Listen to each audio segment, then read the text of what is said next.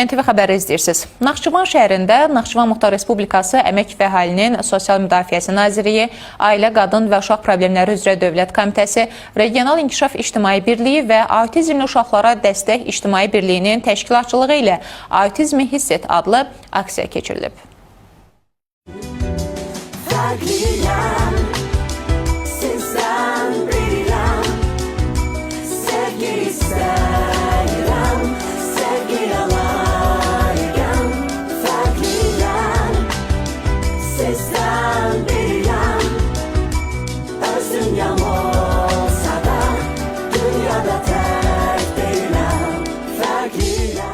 Saat Meydanı İstirahət kompleksində təşkil olunan aksiyanın əvvəlində ümumi lider Heydər Əliyevin və şəhidlərin xatirəsi bir dəqiqəlik sükutla yad edilib, dövlət himni səsləndirilib.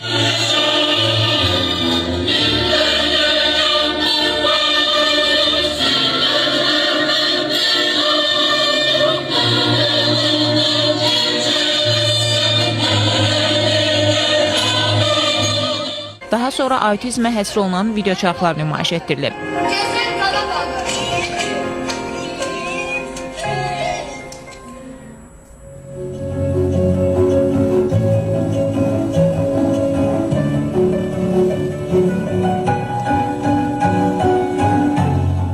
Autizmli Uşaqlara Dəstək İctimai Birliyinin təsisçisi və sədri Ayaz Seyidli tədbirin autizm haqqında ictimai maarifləndirmənin artırılması və inklüziv cəmiyyətin formalaşdırılması baxımından əhəmiyyətindən bəhs edib. Türkiyə Respublikasının Naxçıvandakı baş konsulu Asib Kaya və Naxçıvan Muxtar Respublikasının Ali Məclisinin deputatı Üzeyir Məmmədov, Ailə, Qadın və Uşaq Problemləri üzrə Dövlət Komitəsinin əməkdaşı Elsun Cahangirli, autizmli şəxslərə qarşı cəmiyyətin həssaslığının artırılmasının, onların cəmiyyətə inteqrasiyasının dəstəklənməsinin, inklüziv mühitin təşviqinə yönəlmiş təşəbbüslərin əhəmiyyətini vurğulayıblar. Aksiyanın bədii hissəsində autizmli uşaqların hazırladıqları rəsm və əl işlərindən ibarət sərgi nümayiş etdirilərək ziyarətçilərə onların yaradıcılıq nümunələri ilə yaxından tanış olmaq imkanı yaradılıb.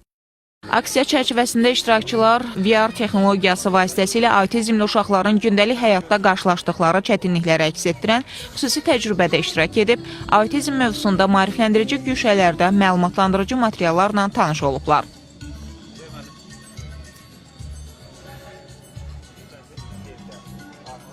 Aksiyamızın əsas məqsədi VR təcrübə dediyimiz VR eynəklər vasitəsilə VR zonamızda, VR çadırlarda autizmli uşağı hiss edərək, yəni o uşaqların dünyasını hiss edərək insanlara bir növ autizmin nə olduğunu izah etməyə deyil, artıq yaşatmağa, hiss etdirməyə çalışırıq. Bugün autizmli uşaqlara Dəstək İctimai Birliyi olaraqdan yenidən autizm uşaqlarının üstün tədbir təşkil elədik ki, onların həm sosiallaşması, həm cəmiyyət tərəfindən qəbul olunması üçün böyük bir addım idi bu.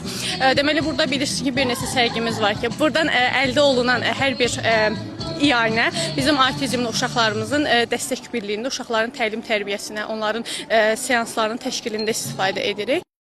Aksiyanın əsas məqsədi autizm haqqında ictimai maarifləndirmənin artırılması, autizmli şəxslərə qarşı cəmiyyətdə anlayış və empatiya hissinin gücləndirilməsi, inklüzivliyin təşviqi və autizmli uşaqların cəmiyyətə inteqrasiyasına dəstək göstərilməsi olub. Həsən Məmmədov, Rəşad Hüseynov, NTV.